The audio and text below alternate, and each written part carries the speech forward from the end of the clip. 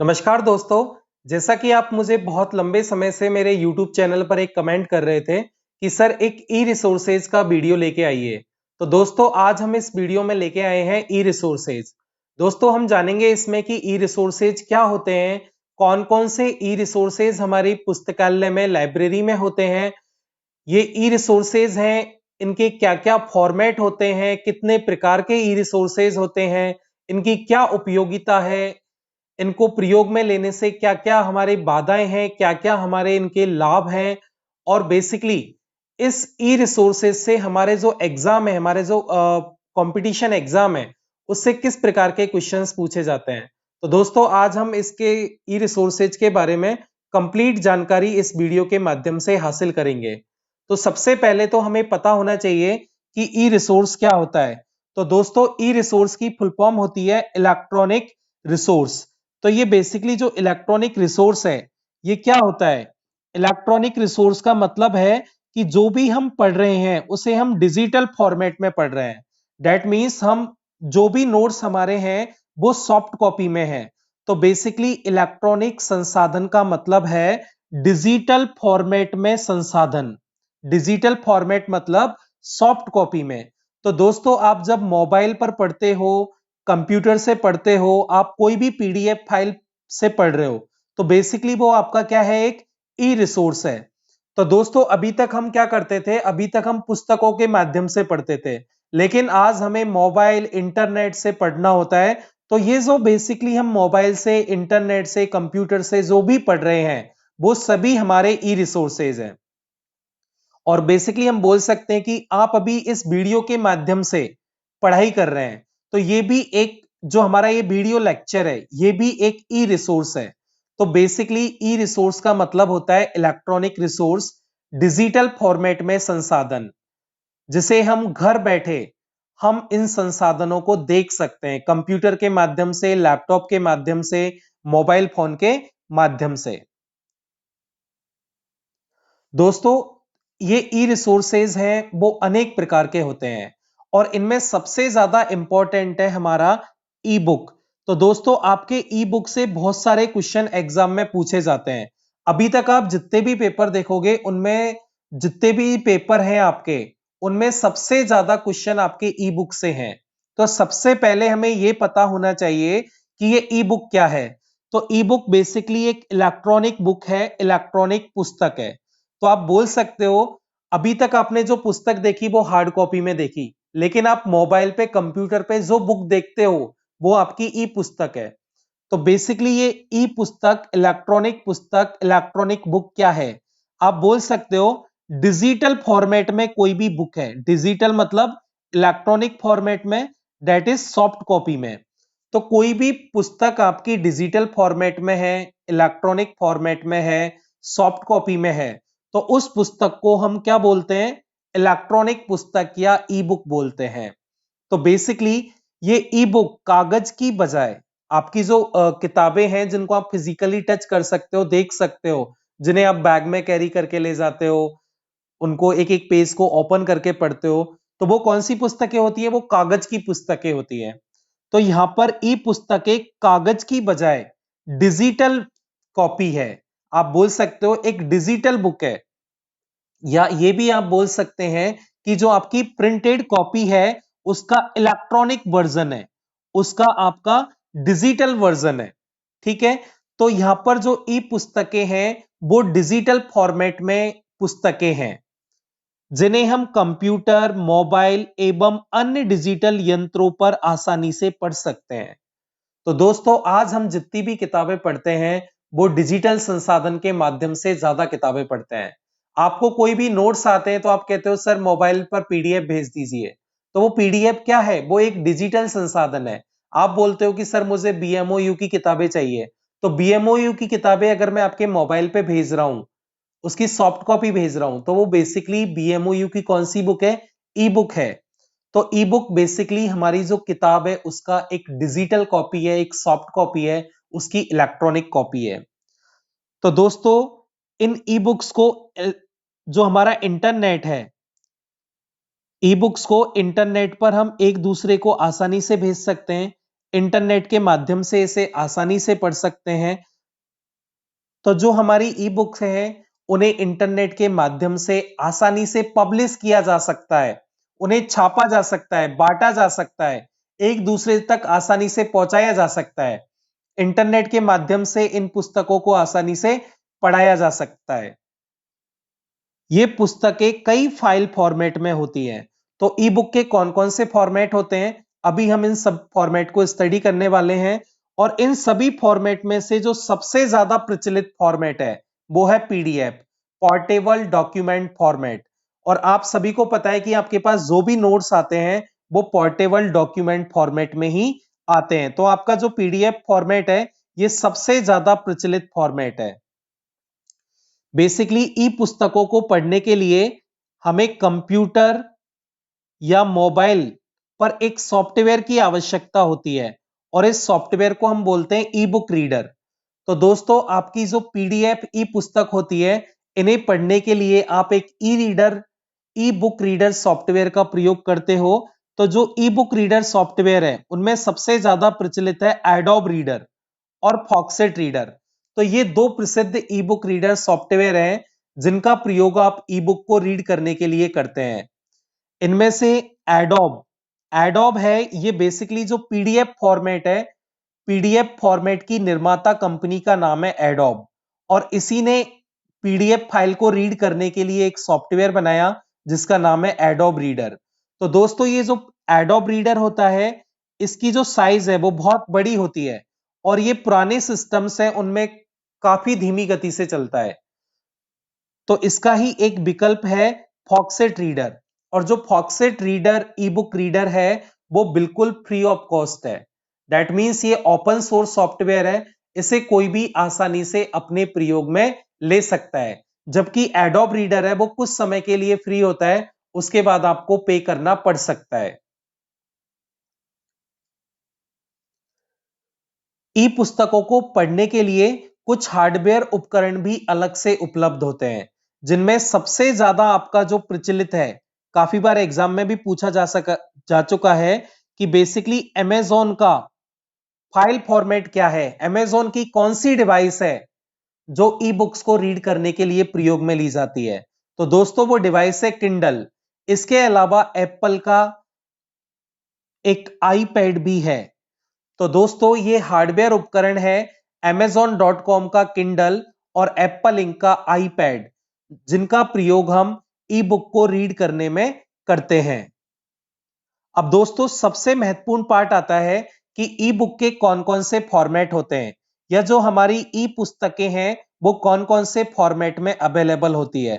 तो यहां से एग्जाम में क्वेश्चन पूछा जाता है कि निम्न में से कौन सा एक ई बुक फॉर्मेट है, कौन सा एक ई बुक फॉर्मेट नहीं है। तो दोस्तों आपको पता होना चाहिए कि आपकी ई बुक है वो टेक्स्ट फॉर्मेट में हो सकती है। तो दोस्तों आप जिसमें सिर्फ नॉर्मल टेक्स्ट लिखते हो, जैसे आप अभी ये स्लाइड देख रहे हो इसमें केवल टैक्स लिखा हुआ है, तो ये एक प्लेन टेक्स्ट फाइल है। तो दोस्तों जो टैक्स फॉर्मेट में फाइल होती है वो आपकी एक ई बुक हो सकती है। लेकिन जो .txt वाली फाइल होती है उसमें कोई इमेज, ऑडियो, वीडियो नहीं होती है। तो यहां पे लिखा हुआ है images and graphs are not supported. तो टेक्स्ट फाइल में केवल लिखित सामग्री होती है, केवल आपके अक्षर होते हैं, शब्द होते हैं। इसके अलावा इसमें कोई इमेज, ऑडियो, वीडियो नहीं होती है। अगला ई बुक फॉर्मेट है .epub। तो ये जो .epub फॉर्मेट है इसकी फुल फॉर्म है इलेक्ट्रॉनिक पब्लिकेशन। और ये जो .epub फॉर्मेट है ये सबसे ज्यादा आज यूज होने वाला फॉर्मेट है। दोस्तों हम जब हमारे लैपटॉप पे, कंप्यूटर पे, मोबाइल पे आज जो ज्यादातर ई बुक्स हम इंटरनेट से डाउनलोड करके पढ़ते हैं वो .epub फॉर्मेट में होती हैं। एक ई बुक फॉर्मेट है .mobi। तो बेसिकली ये .mobi जो ई बुक फॉर्मेट है इसकी फुल फॉर्म है mobi pocket e book file. Mobi pocket e book file. दोस्तों ये जो फाइल फॉर्मेट है इसे सबसे पहले अमेजोन के द्वारा यूज किया जाता था। ठीक है, इसके बाद हमारे पास किंडल आ गया और अमेजोन ने अपने अलग फाइल फॉर्मेट डेवलप कर लिए। तो दोस्तों अमेजोन का हमारा जो फाइल फॉर्मेट है वो है .azw। डॉट AZW और हम कह सकते हैं .AZW3।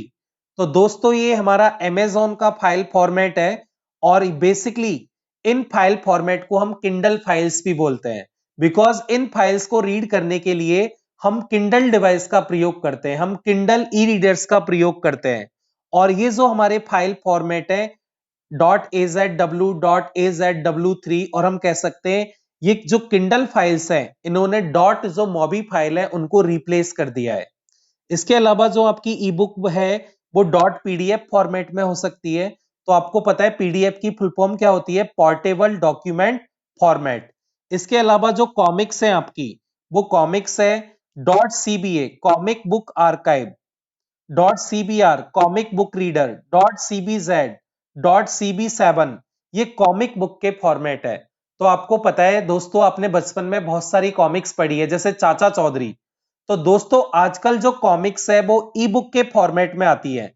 तो ई बुक के कौन कौन से फॉर्मेट हो सकते हैं, तो .CBA, .CBR, .CBZ, .CB7, .CB+, ये सब कॉमिक बुक के फॉर्मेट है और आप बोल सकते हो ई बुक के फॉर्मेट है। एक ई बुक का फॉर्मेट है .INF। ये .INF जो ई बुक का फॉर्मेट है वो IBM कंपनी का फॉर्मेट है। IBM कंपनी की फुल फॉर्म होती है इंटरनेशनल बिजनेस मशीन। तो दोस्तों जैसे अमेजॉन का तो बहुत बार एग्जाम में पूछा गया है कि निम्न में से अमेजॉन का कौन सा फाइल फॉर्मेट है, कौन सा ई बुक फॉर्मेट है, तो आप वहां पे टिक कर देते हो किंडल। तो इस तरह से आपको माइक्रोसॉफ्ट का भी पूछा जा सकता है कि माइक्रोसॉफ्ट का ई बुक फाइल फॉर्मेट कौन सा है, तो वो है .INF। तो आपको याद रखना है अमेजॉन का फाइल फॉर्मेट किंडल है और IBM का .INF है। तो दोस्तों आपको याद रखना है IBM का जो फाइल फॉर्मेट है वो है .INF। दोस्तों माइक्रोसॉफ्ट का जो फाइल फॉर्मेट है वो है .lit। तो दोस्तों काफी बार जैसे अमेजॉन का पूछ लिया किंडल, IBM का पूछ लिया .INF, उसी तरह से माइक्रोसॉफ्ट का भी पूछा जा सकता है। तो माइक्रोसॉफ्ट का जो ई बुक फॉर्मेट है वो है .lit। एप्पल कंपनी का जो ई बुक फॉर्मेट है वो है .iBook, .iBook और .iBooks। तो दोस्तों हर कंपनी का एक ई बुक फॉर्मेट होता है और आपसे किसी भी कंपनी का पूछा जा सकता है। ऐसा नहीं है कि अमेजॉन का ही बार बार पूछा जाएगा। तो आपको याद रखना है IBM का .INF, माइक्रोसॉफ्ट का .lit और एप्पल का .iBook या iBooks। दोस्तों आपको पता है आप जो ई रिसोर्सेज है, ई रिसोर्सेज की तरह हमारी वेबसाइट भी काम में आती है। मतलब काफी बार हम वेबसाइट से कोई डेटा रीड करते हैं, जैसे हम विकिपीडिया से पढ़ते हैं, तो विकिपीडिया पे जो हम डेटा पढ़ते हैं वो .stm या .html फॉर्मेट में होता है। तो हम बोल सकते हैं कि ई बुक का एक फॉर्मेट .stm या .html भी हो सकता है। दोस्तों काफी बार हमारी जो ई बुक है वो MS वर्ड के फॉर्मेट में भी हो सकती है। तो दोस्तों आपको पता है MS वर्ड है, माइक्रोसॉफ्ट वर्ड है, वो MS ऑफिस सॉफ्टवेयर का एक पैकेज है। इसका प्रयोग हम डॉक्यूमेंट तैयार करने के लिए करते हैं। तो दोस्तों जो दस्तावेज तैयार किए जाते हैं वो MS वर्ड में किए जाते हैं और MS वर्ड का जो फाइल का फॉर्मेट होता है वो .doc होता है। तो आप MS वर्ड के जो 2007 से पहले के वर्जन है, MS वर्ड 2000, 2003, तो उसमें जो MS वर्ड की फाइल है उसका फॉर्मेट होता है .doc और 2007 और उसके बाद वाले वर्जन है 2007, 2010, 2013, 16, 19, उसमें MS वर्ड की जो फाइल होती है उसका फॉर्मेट होता है .docx। तो .doc और .docx भी एक ई बुक फाइल का फॉर्मेट है और हम कह सकते हैं .doc और .docx एक ई बुक फाइल फॉर्मेट है। तो दोस्तों आपको ये जितने भी ई बुक फाइल फॉर्मेट हैं उनके नेम पता होने चाहिए, क्योंकि एग्जाम में इस तरह का क्वेश्चन पूछा जाता है कि निम्न में से कौन सा एक ई बुक फाइल फॉर्मेट है, कौन सा नहीं है। आपका अगला ई रिसोर्स आता है ई न्यूज़पेपर।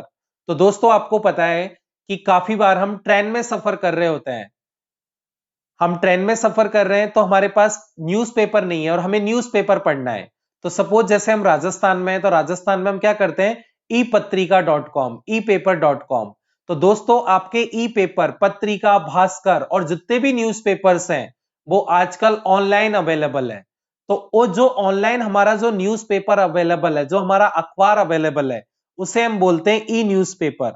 तो दोस्तों आपका जो अखबार है, न्यूज़पेपर है, जो आपका समाचार पत्र है, वो वेबसाइट पर उपलब्ध है, वो वर्ल्ड वाइड वेब पर उपलब्ध है।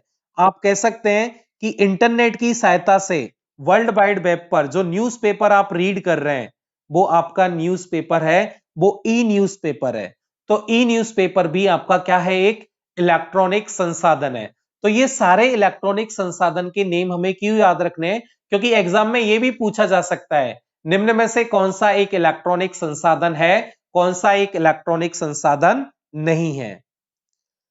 अगला हमारे पास इलेक्ट्रॉनिक संसाधन आता है ई मैगजीन। तो बेसिकली ई मैगजीन, मैगजीन क्या होती है, एक पत्रिका होती है।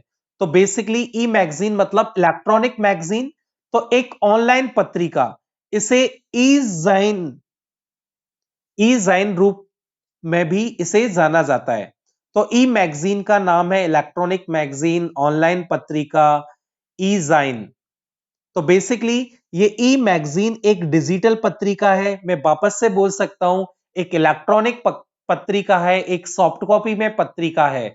तो बेसिकली जो आपकी मैगजीन है वो ऑनलाइन है, सॉफ्ट कॉपी में, डिजिटल फॉर्मेट में, इलेक्ट्रॉनिक फॉर्मेट में है, उसे ही हम क्या कहते हैं, ई मैगजीन कहते हैं। तो हमारी जो प्रिंटेड मैगजीन है उसका जो डिजिटल एडिशन है, जो डिजिटल वर्जन है, उसे हम बोल रहे हैं ई मैगजीन। जो हमारी थीसिस होती है दोस्तों, आपको पता है हम पीएचडी करते हैं, मास्टर्स करते हैं, तो हमें एक थीसिस बनानी होती है। तो हमने जो भी रिसर्च वर्क किया है उसकी हमें एक थीसिस बनानी होती है। तो बेसिकली ये जो थीसिस है उसको आज हमें वेबसाइट पे अपलोड करना होता है। तो दोस्तों आपको पता है आपका एक शोध गंगा सभी को पता है। तो शोध गंगा पर क्या हम रखते हैं, शोध गंगा पर हमारे जितने भी थीसिस हैं उन ई थीसिस का भंडार है, इलेक्ट्रॉनिक थीसिस का भंडार है। तो दोस्तों आपको जो थीसिस बनानी होती है वो आपको हार्ड कॉपी में भी बनानी होती है और सॉफ्ट कॉपी में भी बनानी होती है। और जितनी भी हमारी ई थीसिस है वो हमारे इलेक्ट्रॉनिक रिसोर्सेज है, क्योंकि इनको हम इलेक्ट्रॉनिक रिसोर्स है मतलब इनको हम ऑनलाइन अपलोड कर रहे हैं, इनको हम सीडी डीवीडी में स्टोर कर रहे हैं। तो ये हमारे इलेक्ट्रॉनिक रिसोर्सेज हैं। इन्हें हम इंटरनेट के माध्यम से पढ़ सकते हैं, कंप्यूटर के माध्यम से पढ़ सकते हैं, लैपटॉप, मोबाइल, टैबलेट, इनके माध्यम से पढ़ा जा सकता है। तो ई थीसिस भी हमारा एक ई रिसोर्सेज है। और हमारा अगर हम ऑनलाइन हम बात करें तो जो ई थीसिस है वो हमारे शोध गंगा पर अवेलेबल है। जितनी भी पीएचडी की थीसिस हैं वो शोध गंगा पर अवेलेबल है। दोस्तों अगला ई रिसोर्स आता है हमारा ई जनरल, इलेक्ट्रॉनिक जनरल। तो दोस्तों आपको पता है कि जो आपकी शोध पत्रिकाएं आती हैं, तो आपको पता है शोध पत्रिकाएं आपका प्राइमरी इंफॉर्मेशन सोर्स है, प्राथमिक सूचना स्रोत है आपका जनरल। जो आपका शोध पत्रिका है वो प्राथमिक सूचना स्रोत है। तो ई जनरल होता है आपका इलेक्ट्रॉनिक जनरल। तो आपको पता है आपके जितने भी जनरल हैं, जितनी भी शोध पत्रिकाएं, वो प्रिंटेड फॉर्म में आती हैं, इसके अलावा आजकल ऑनलाइन भी चलती है। तो आपका जो भी जनरल होता है उसको आपको पता होना चाहिए, एक तो आईएसएसएन नंबर मिलता है। ये आईएसएसएन नंबर क्या होता है, इंटरनेशनल स्टैंडर्ड सीरियल नंबर। ये 8 अंकों का होता है। और जो ये आईएसएसएन नंबर है वो चाहे प्रिंटेड कॉपी हो, चाहे इलेक्ट्रॉनिक कॉपी हो, चाहे ई जनरल हो, सभी को एक आईएसएसएन नंबर दिया जाता है। अगर कोई जनरल है उसकी प्रिंटेड कॉपी भी आती है और ऑनलाइन कॉपी भी आती है, मतलब उसका ई जनरल भी आता है, तो उसको ऑनलाइन आईएसएसएन लेना पड़ता है और प्रिंट आईएसएसएन भी लेना पड़ता है। मतलब उस जनरल के 2 आईएसएसएन होंगे, एक तो प्रिंट आईएसएसएन होगा और एक ऑनलाइन आईएसएसएन होगा। तो दोस्तों जो भी जनरल ऑनलाइन आता है, प्रिंटेड फॉर्म में आता है, उसे एक आईएसएसएन नंबर लेना होता है। तो दोस्तों यहाँ पे आपका ई जनरल इलेक्ट्रॉनिक जनरल है। इसके माध्यम से जो भी हमारा शोध कार्य होता है उसे ऑनलाइन उपलब्ध कराया जाता है, उसे मोबाइल, कंप्यूटर, लैपटॉप, टैबलेट के माध्यम से आसानी से पढ़ा जा सकता है। ई जनरल के अलावा और भी हमारे बहुत सारे इलेक्ट्रॉनिक संसाधन हैं। एक है हमारा ई पेटेंट। तो दोस्तों आपको पता होना चाहिए कि जितने भी हम पेटेंट कराते हैं तो बेसिकली कौन सी चीज का पेटेंट कहां पर है, कैसे है, किसने क्या क्या पेटेंट करा रखे हैं। तो आपको पता है जो प्रिंटेड बुक्स हैं वो तो हमारे पास काफी बार नहीं आती है, तो इलेक्ट्रॉनिक बुक्स के माध्यम से जो हमारे इलेक्ट्रॉनिक रिसोर्सेज हैं उनके माध्यम से हम पेटेंट को आसानी से देख सकते हैं कि इस पर्टिकुलर एरिया में, सपोज मैं बात करूं लाइब्रेरी साइंस में, तो लाइब्रेरी साइंस में किन किन व्यक्तियों ने शोध किया है और किन किन व्यक्तियों ने अपने नाम पर पेटेंट करा रखे हैं। तो जितने भी हमारे पेटेंट अवेलेबल है वो आज ई रिसोर्सेज की फॉर्म में अवेलेबल है, तो हम उन्हें आसानी से पढ़ सकते हैं। तो हम किसी भी जगह पर any time anywhere at any place हम किसी भी रिसोर्सेज को पढ़ सकते हैं। कौन से रिसोर्स को? इलेक्ट्रॉनिक रिसोर्स को। आपके जितने भी स्टैंडर्ड्स हैं, तो आजकल जो भी स्टैंडर्ड है वो भी इलेक्ट्रॉनिक फॉर्मेट में आ रहे हैं, तो ई स्टैंडर्ड को भी हम आसानी से कहीं पर भी किसी भी जगह पर किसी भी समय पर पढ़ सकते हैं। तो ई स्टैंडर्ड भी हमारा एक ई रिसोर्स है। मल्टीमीडिया प्रोडक्ट, हमारे कोई भी ऑडियो सॉन्ग्स हैं, कोई ऑडियो स्पीच है, कोई वीडियो सॉन्ग है, कोई वीडियो लेक्चर है, कोई मूवी है, कोई इमेज है, कोई फोटोग्राफ है, ये भी सब हमारे क्या है? ई रिसोर्सेज हैं। डेटाबेसेस, अगर मैं अभी बात करूं कि लाइब्रेरियन के लिए हमारे पास ये वीडियो है, तो वो लाइब्रेरियन के लिए डेटाबेस हो गया। हमारी लाइब्रेरी में ये पुस्तकें, इनका ऑथर ये है, इनका आईएसबीएन नंबर ये है, तो बेसिकली एक डेटाबेस तैयार कर दिया हमने। तो ये डेटाबेस भी क्या है? हमारा ई रिसोर्स है। आपको पता है डेटाबेस को हम जो प्रिपेयर करते हैं, तो बेसिकली डेटाबेस हमारा सॉफ्ट कॉपी में प्रिपेयर होगा। आपको पता है डेटाबेस सॉफ्टवेयर आप पढ़ चुके हो, MS Office, MS Access, MySQL, Oracle, ये सारे आपके डेटाबेस सॉफ्टवेयर है। इनके माध्यम से आप पूरा डेटा तैयार कर सकते हैं। आपकी जो वेबसाइट है वो भी एक ई रिसोर्स है। ई मैप्स, इलेक्ट्रॉनिक मैप, आपको पता है आजकल आप प्रिंटेड मैप की जगह ई मैप यूज करते हो, तो आजकल ई मैप का भी बहुत ज्यादा चलन है।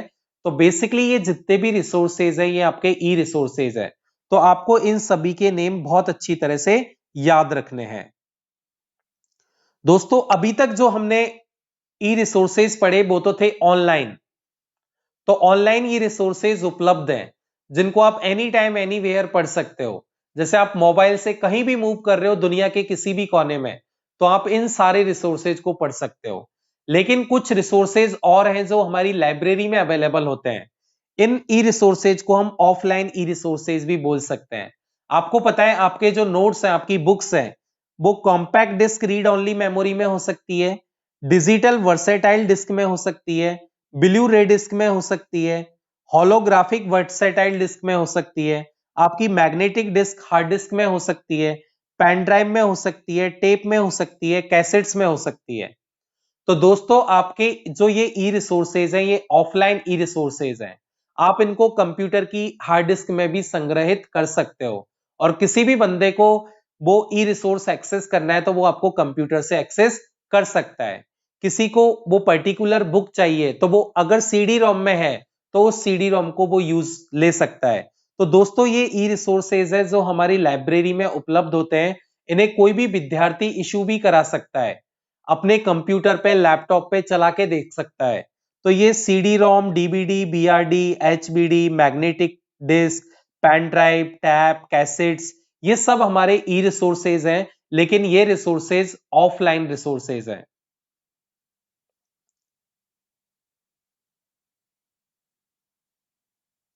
अगला रिसोर्स है हमारा, जो हमारे ई रिसोर्सेज है उसके जो ई इंफॉर्मेशन सर्विसेज है, मतलब इन ई रिसोर्सेज को उपलब्ध कराने के लिए जितनी भी सर्विसेज हैं उनके कुछ एब्रीविएशन फॉर्म है, वो आपको याद रखने की जरूरत है।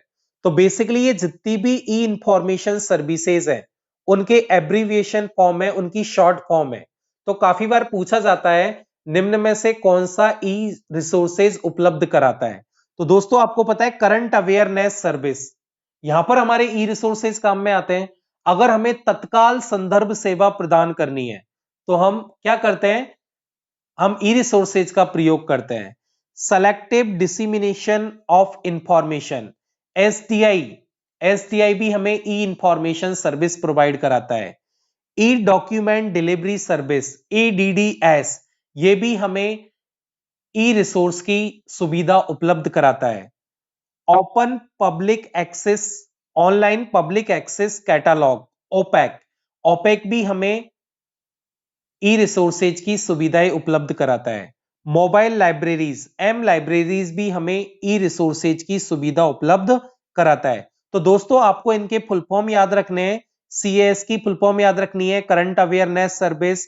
एसडीआई की फुल फॉर्म याद रखनी है, selective dissemination of information. EDDS की फुल फॉर्म याद रखनी है, e document delivery services. OPAC की याद रखनी है, online public access catalogue. M libraries की याद रखनी है, मोबाइल लाइब्रेरीज। अब दोस्तों ये जो ई रिसोर्सेज है इनकी क्या उपयोगिता है? तो दोस्तों ई रिसोर्सेज आपकी कागज की तुलना में कम खर्चीला है। मतलब इसकी कॉस्ट है वो क्या होती है, कम होती है।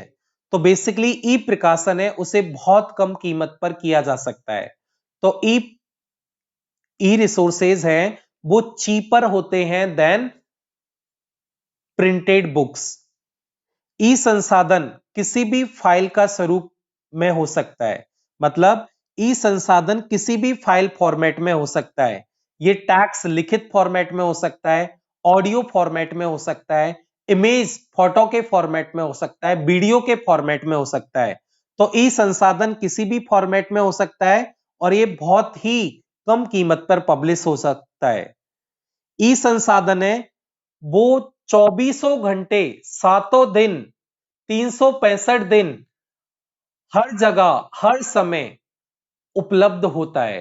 तो दोस्तों आप ई रिसोर्सेज को any time anywhere any place पर एक्सेस कर सकते हैं। और आपको पता है पुस्तकों को रखने के लिए हमें लाइब्रेरी में स्पेस चाहिए होता है। तो उस लाइब्रेरी में जो स्पेस है उसे ये क्या करता है, सेव करता है। तो इलेक्ट्रॉनिक संसाधनों के ये हमारी क्या है, उपयोगिता है, ये हमारे बेनिफिट है। दोस्तों इलेक्ट्रॉनिक संसाधनों को बेसिकली यूजर फ्रेंडली इंटरफेस के माध्यम से आसानी से एक्सेस किया जा सकता है, खोजा जा सकता है। तो दोस्तों आपको पता है हमारे मोबाइल पर हमारा गूगल एक दोस्त है, उसके माध्यम से हम किसी भी इलेक्ट्रॉनिक सोर्स को देख सकते हैं। तो दोस्तों इसी प्रकार से हमारे जितने भी इलेक्ट्रॉनिक सोर्सेज हैं उनको यूजर फ्रेंडली इंटरफेस के माध्यम से आसानी से सर्च किया जा सकता है, खोजा जा सकता है।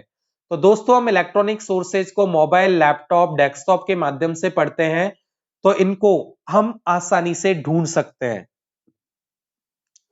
दोस्तों हमारे जो इलेक्ट्रॉनिक संसाधन है इनको हम बहुत तेज गति से हम किसी भी जगह से, घर से, हमारे कैंपस से, लाइब्रेरी से आसानी से एक्सेस कर सकते हैं।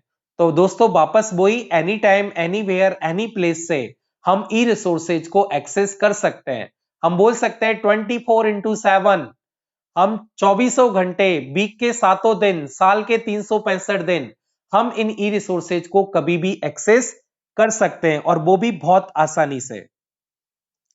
दोस्तों हम इन ई रिसोर्सेज के माध्यम से बहुत एडवांस सर्चिंग कर सकते हैं। मतलब हमें किसी भी विषय को बहुत गहराई तक पढ़ना है, उसके बारे में बहुत सारे मैटर को हमें खोजना है, तो ई रिसोर्सेज के माध्यम से हम उसकी डिटेल्ड स्टडी कर सकते हैं। तो दोस्तों आपको पता है आजकल हार्ड कॉपी से ज्यादा, प्रिंटेड कॉपी से ज्यादा आपका सॉफ्ट कॉपी में मैटर अवेलेबल है। और बेसिकली इन ई रिसोर्सेज को हम आसानी से ढूंढ सकते हैं इंटरनेट के माध्यम से। दोस्तों जो आपके ई संसाधन है इनको आप मॉडिफाई कर सकते हो, उनमें आप कुछ चेंज कर सकते हो, देन आप इसको वापस से रिप्रोड्यूस कर सकते हो, एक जगह से दूसरी जगह पर आसानी से भेज सकते हो। दोस्तों आपने एक ई बुक परचेज की तो आप अपने अनेकों दोस्तों तक इन ई बुक्स को पहुंचा सकते हो। आपने किसी कोचिंग से ऑनलाइन नोट्स परचेज किए, सॉफ्ट कॉपी में नोट्स लिए, तो आप अपने सारे दोस्तों को इन नोट्सों को बांट सकते हो। तो दोस्तों आप जो आपके इलेक्ट्रॉनिक संसाधन है, जो इलेक्ट्रॉनिक आपका जो मटेरियल है उसको आप रिप्रोड्यूस कर सकते हो। दैट मीन्स आप पुनः पेश कर सकते हो, उसे मॉडिफाई करके आगे किसी को दिखा सकते हो, उसे किसी को भेज सकते हो। तो दोस्तों ई संसाधनों को आसानी से मॉडिफाई किया जा सकता है, रिप्रोड्यूस किया जा सकता है, एक दूसरे को आसानी से भेजा जा सकता है। दोस्तों यहां पर कॉपीराइट का प्रोटेक्शन भी होता है। दोस्तों इस मैटर को अगर कोई भी कॉपी करता है तो हम अगर एक साइड से दूसरी साइड पर एक ई बुक से दूसरी बुक ई बुक में अगर कोई भी यूज करता है तो उसका आसानी से पता लगाया जा सकता है। तो जो हमारे कॉपीराइट के सॉफ्टवेयर होते हैं उन सॉफ्टवेयर के माध्यम से पता कर सकते हैं कि हमारा जो मैटर है वो किसी ने कॉपी किया है या नहीं किया है। तो बेसिकली यहां पर कॉपीराइट की सुरक्षा होती है।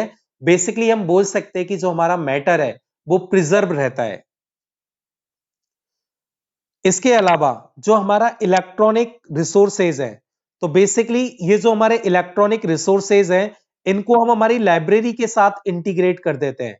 तो बेसिकली हमारे लाइब्रेरी की किताबों के साथ साथ हम ई बुक सर्विसेज प्रोवाइड करा रहे हैं, ई रिसोर्सेज उपलब्ध करा रहे हैं। तो जो हमारा पाठक है वो देखेगा कि हमारे जो लाइब्रेरी है इसमें प्रिंटेड फॉर्म में पुस्तक तो है ही, इसके अलावा इलेक्ट्रॉनिक फॉर्मेट में भी पुस्तकें हैं। तो वो ज्यादा से ज्यादा ज्ञान अर्जित कर सकता है और उसका जो लाइब्रेरी के प्रति आकर्षण है वो बढ़ जाएगा। इसके अलावा जो पाठक जिनके पास बहुत कम समय है वो उनके पास जो समय है उसकी सीमा वो लिमिटेड है। जैसे सपोज कोई बहुत बड़ा ऑफिसर है, उसको समय ही नहीं मिलता है तो वो पुस्तकालय में नहीं जा सकता। तो उसके लिए ई रिसोर्सेज के माध्यम से हम उसे लाइब्रेरी का जो ज्ञान है उसको पूरी लाइब्रेरी ऑनलाइन प्रोवाइड करा सकते हैं।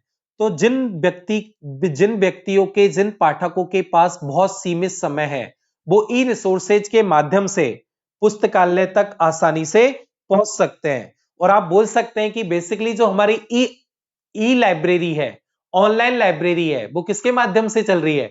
ई रिसोर्सेज के माध्यम से चल रही है।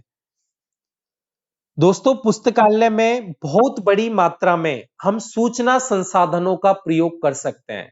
मतलब इन ई रिसोर्सेज के माध्यम से हमारी लाइब्रेरी में सूचना का बहुत अधिक मात्रा में भंडार रख सकते हैं और हमारे पाठकों को उपलब्ध करा सकते हैं।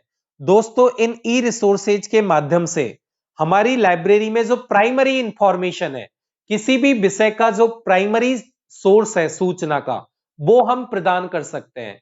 मतलब किसी भी पाठक को हम कोई भी सूचना है वो पहली बार जल्दी से जल्दी कोई भी न्यू सूचना है उसे ई रिसोर्सेज के माध्यम से प्रदान कर सकते हैं।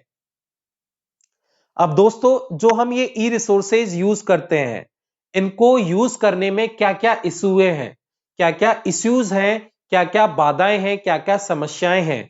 तो दोस्तों ई रिसोर्सेज को यूज करने के लिए आपको एक लाइसेंस की आवश्यकता होती है। तो दोस्तों ऐसा नहीं है कि हम कोई भी ई रिसोर्स है उसे आसानी से यूज कर सकते हैं। अगर कोई फ्री है तो आप उसे यूज कर सकते हो, लेकिन कोई पेड है तो उसके लिए आपको एक लाइसेंस परचेज करना पड़ेगा। वो लाइसेंस कौन उपलब्ध कराएगा? जिसने उस ई रिसोर्स को पब्लिश किया है, जो उसका प्रकाशक है, उससे आपको लाइसेंस लेना पड़ेगा। अगर आपने उससे लाइसेंस नहीं ले रखा तो वो आप पे कॉपीराइट का, उसके सोर्स का गलत प्रयोग करने के संदर्भ में आपसे केस कर सकता है, केस फाइल कर सकता है। तो आपको कोई भी ई रिसोर्स आप यूज कर रहे हैं तो उसका प्रॉपर डॉक्यूमेंट, उसका लाइसेंस आपके पास होना चाहिए। सेकंड है आईपीआर, इंटेलेक्चुअल प्रॉपर्टी राइट, बौद्धिक संपदा अधिकार।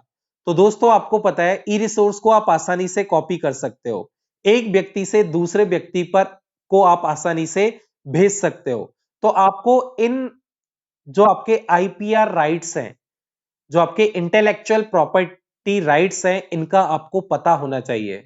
अगर आपने कोई मैटर लिया है, सपोज आप बोलोगे मैंने ये ई बुक परचेज की है, तो ये बुक सिर्फ आपने अपने लिए परचेज की है।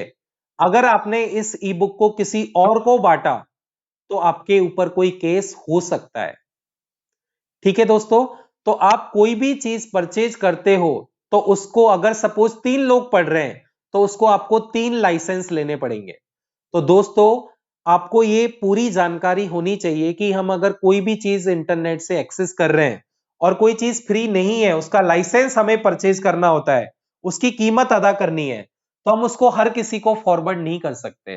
तो हमें ये पता होना चाहिए कि इंटेलेक्चुअल प्रॉपर्टी राइट क्या होता है। दोस्तों, इन ई रिसोर्सेज का स्टैंडर्ड हमें पता होना चाहिए। जैसे हमें पता होना चाहिए कि जो हमारा मार्क 21 है उसमें हमारा जो मेटा डेटा है उसका क्या स्टैंडर्ड है। तो दोस्तों, जो मेटा डेटा होता है हमारा डेटा अबाउट डेटा, जो डेटाबेस हम यूज कर रहे हैं उनका एक स्टैंडर्ड मेथड होना चाहिए, और वो स्टैंडर्ड मेथड हमें पता होना चाहिए कि कौन सा मेथड वहां पर यूज किया है। तो जो भी डेटा हम यूज करते हैं उसका स्टैंडर्ड मेथड हमें पता नहीं होता है और उस डेटा को हम यूज कर लेते हैं। काफी बार जो हमारा डेटा है वो ओल्ड हो जाता है, तो वो जैसे आपको पता है भी ज्योग्राफी के जो आंकड़े हैं वो टाइम टू टाइम चेंज होते रहते हैं। तो अगर कोई डेटा पहले से अवेलेबल है तो हम नहीं कह सकते कि ये स्टैंडर्ड डॉक्यूमेंट है। तो काफी ई रिसोर्सेज ऐसे होते हैं जो स्टैंडर्ड नहीं होते, तो उनका स्टैंडर्ड होना चाहिए। आपको पता है हमारी जो लाइब्रेरी है वो क्या होती है, हमारी जो लाइब्रेरी है वो नॉन प्रॉफिट लाइब्रेरी होती है, एक नॉन प्रॉफिट ऑर्गेनाइजेशन होता है। तो उससे हम कोई भी लाभ, कोई भी हम उससे बेनिफिट नहीं लेते हैं, हम उससे कोई भी अर्निंग नहीं करते हैं। तो दोस्तों, हमें जो भी हमारी लाइब्रेरी है उसका बजट बहुत कम होता है। तो कुछ इलेक्ट्रॉनिक संसाधन है वो बहुत कॉस्टली होते हैं।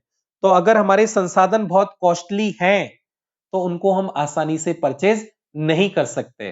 तो यहां पर ई रिसोर्सेज के केस में एक बाधा आती है, वो है लो बजट, कम बजट। एक ई रिसोर्सेज को मैनेज करने के लिए हमें स्किल मैन पावर चाहिए। मतलब जो कर्मचारी है हमारे, वो ई रिसोर्सेज के क्षेत्र में उनका कौशल होना चाहिए।